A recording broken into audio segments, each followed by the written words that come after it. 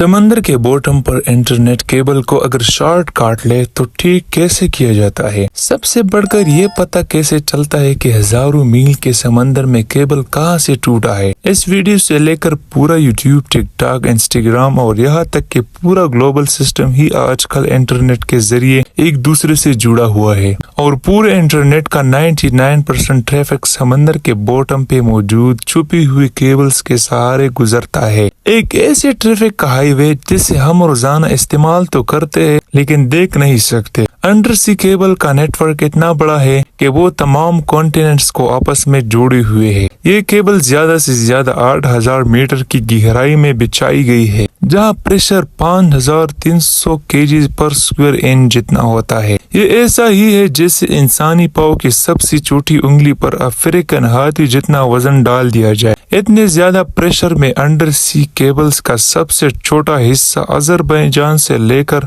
Turkmenistan के बीच black सी के नीचे से गुजर चुका है, जिसकी लंबाई करीब 300 किलोमीटर है और सबसे बड़ा हिस्सा 6600 किलोमीटर लंबा है, जिसको मरिया केबल का नाम दिया गया है। ये अमेरिका में वर्जीनिया से शुरू होकर अटलांटिक ओशन की अंधेरी गहराइयों से होकर स्पेन के बिलबाओ में आकर खत्म होती है। दुनिया के तमाम समंदरों में बिछाई जाने वाली केबल्स की लंबाई करीब 14 लाख किलोमीटर से भी ज्यादा है। इतनी ज्यादा कि अगर इन केबल्स को हमारे सोलर सिस्टम के तमाम प्लैनेट्स और इनके मून्स के गिर्द लपेटा जाए तो फिर भी इतनी केबल बच जाएगी कि वो जमीन से दोबारा गोल चक्कर लगा सकेगी। अब जाहिर है इतनी लंबी केबल वो भी समंदर में 8000 मीटर की गहराई में बिछाकर कोई आसान काम तो नहीं है। सिर्फ 1 मीटर सबमरीन केबल को बिछाने में ज्यादा से ज्यादा $25 लाख का खर्चा आता है। तो अब आप खुद अंदाजा लगा ले कि 14 लाख किलोमीटर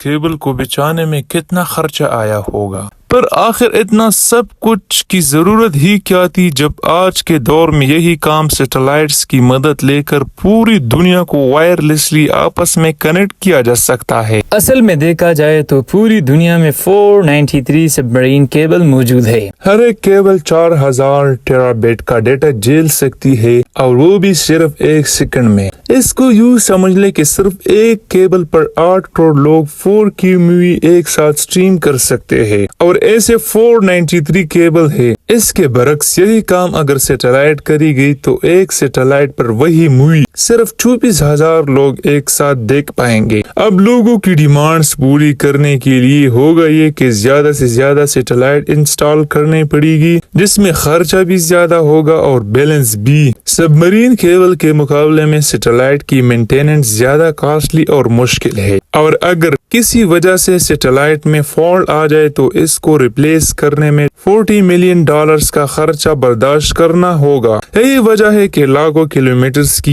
केबल समंदर में नीचे बिछाना सैटेलाइट से ज्यादा आसान है। इस अंडर सी हाईवे में हर वक्त करोड़ों की मिकदार में डेटा ट्रेवल कर रहा है। इसका मतलब है कि ये हाईवे भी काफी चौड़ा होगा, यानी ये केबल्स एक आम घरेलू फाइबर ऑप्टिक केबल से ज्यादा मोटी होगी। पर ऐसा नहीं है। देखने में ये येलो और ब्लैक केबल होस पाइप जितनी मोटी है, लेकिन असल में इसकी बीच से गुजरने वाली फाइबर ऑप्टिक केबल बाल जितना पतला है। तो अब सवाल उठता है कि इतनी पतली तार की बीच से इतना ज्यादा डेटा कैसे भेजा जाता है। इस बाल जितनी वायर को फाइबर ऑप्टिक का कोर कहा जाता है, जो कि ग्लास या प्लास्टिक से बना होता है। इसके बीच से लाइट गुजरती है जो कि डेटा को छोटे छोटे पैकेट्स में लेकर ट्रेवल करता है। सबसे पहले कंप्यूटर में मौजूद डेटा को इलेक्ट्रिकल सिग्नल से लाइट सिग्नल में एक ट्रांसमीटर की मदद से कन्वर्ट किया जाता है। ट्रांसमीटर ये काम लेजर लाइट या LED के जरिए करता है। ये लाइट सिग्नल पल्स की सूरत में भेजा जाता है, जिसकी सिर्फ 2 ही पार्ट्स होते हैं,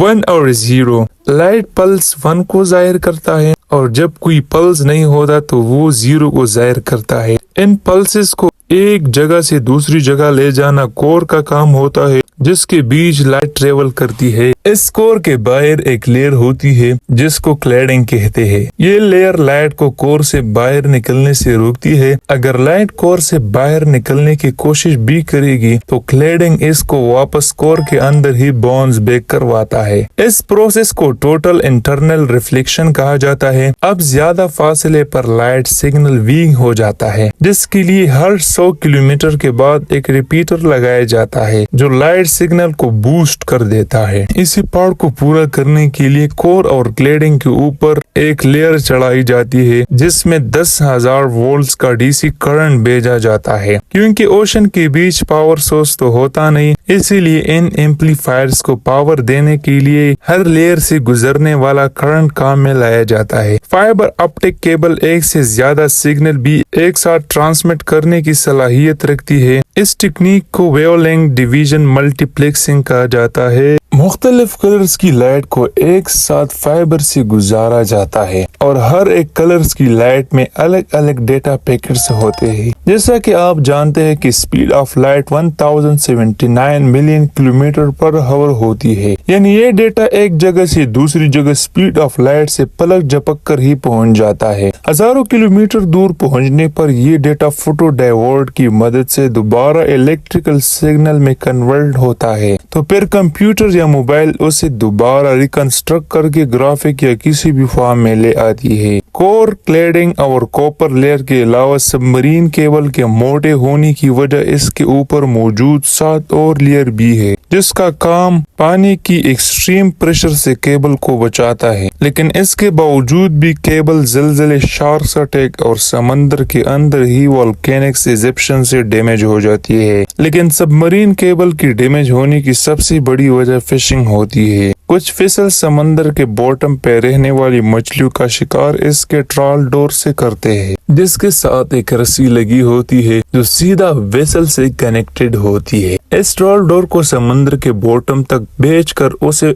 ओशन फ्लोर पे घसीटा जाता है और फिर मछलियां इस ट्रॉल डोर में फंसी चली जाती है। जब ये ट्रॉल डोर गलती से सबमरीन केबल की जगह पर फेंक दिया जाए तो घसीटने की वजह से केबल को बहुत नुकसान होता है। अब यहाँ आप सबके ज़हन में एक ही सवाल आ रहा होगा कि इतनी वसी और बयाबान समंदर के बॉटम में अगर सबमरीन केबल डैमेज हो जाए तो फिर इनको ठीक कैसे किया जाता है। ठीक करना तो बाद की बात है, सबसे पहले हजारों किलोमीटर की वायर कहाँ से डैमेज हुई है वो लोकेशन कैसे पिन पॉइंट की जाती है। आपको यहाँ बताते चले कि आजकल की मॉडर्न सबमरीन केबल 1 इंच मोटी होती है और 1 किलोमीटर वायर का वजन करीब 1400 kg होता है। समंदर में इंस्टॉलेशन के लिए ऐसी हजारों किलोमीटर वायर वन पीस समंदर के बॉटम में स्पेशल शिप्स की मदद से इंस्टॉल की जाती है। पूरी रिसर्च के बाद जब एक खास जगह चुना जाता है तो वायर के बड़े बड़े रोल शिप में लाद कर इस लोकेशन पर लाए जाते हैं और एक स्पेशल रोबोटिक मशीन जो समंदर के फ्लोर पे चलने की सलाहियत रखती है, इसको इस्तेमाल करके 1 मीटर तक फ्लोर खोदा जाता है और साथ साथ ये केबल बिछाई जाती है। ये काफी आहिस्ता चलने वाला काम होता है जिसे बड़ी एहतियात से करना बहुत जरूरी है। एक अंदाजे के मुताबिक यूएस और यूरोप के बीच बिछाई जाने वाली 6600 किलोमीटर को इंस्टॉल करने में करीबन 2 साल का वक्त लगा था। जब एक वेसल में रखी वायर खत्म हो जाए तो केबल से बड़ी दूसरी वेसल मंगवाई जाती है और पहली वायर का कोना नई वायर के साथ कनेक्ट करके बिछाने का काम आगे बढ़ाया जाता है। इस पूरी काम में सबसे बड़ी रुकावट मौसम पैदा करता है। अटलांटिक ओशन में साल के 365 दिन तेज हवाओं का सिलसिला मौजूद होता है और ये हवाएं कब समुद्री तूफान की शक्ल इख्तियार कर ले तो फिर इसको कोई नहीं रोक सकता। इसके अलावा अटलांटिक ओशन में अक्सर औकात कैटेगरी 1 का हरिकेन मौजूद होता है। हरिकेन या तेज तूफान की वजह से कई दिनों तक इंस्टॉलेशन का काम वही बंद कर दिया जाता है जब तक मौसम क्लियर ना हो। अब जब इंस्टॉलेशन का काम ही इतना मुश्किल है तो सोचिए रिपेयरिंग का काम कितना मुश्किल होगा। हजारों किलोमीटर की वायर एग्जैक्टली कहाँ से डैमेज हुई है ये पता लगाने के लिए एक खास डिवाइस यूज होती है जिसे ऑप्टिक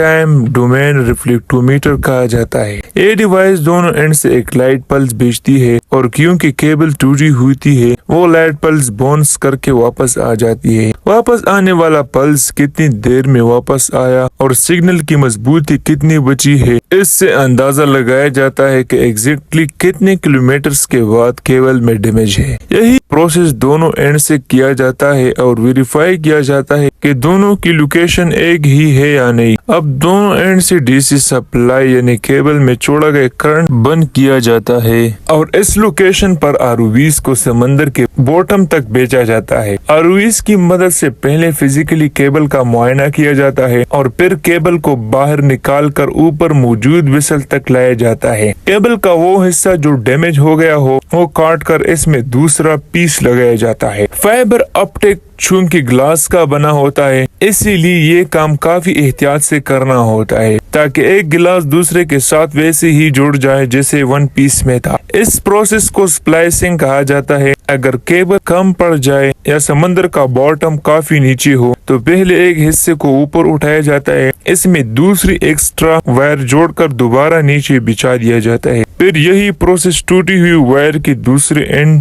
पे भी किया जाता है। वीडियो देखने का बहुत बहुत शुक्रिया।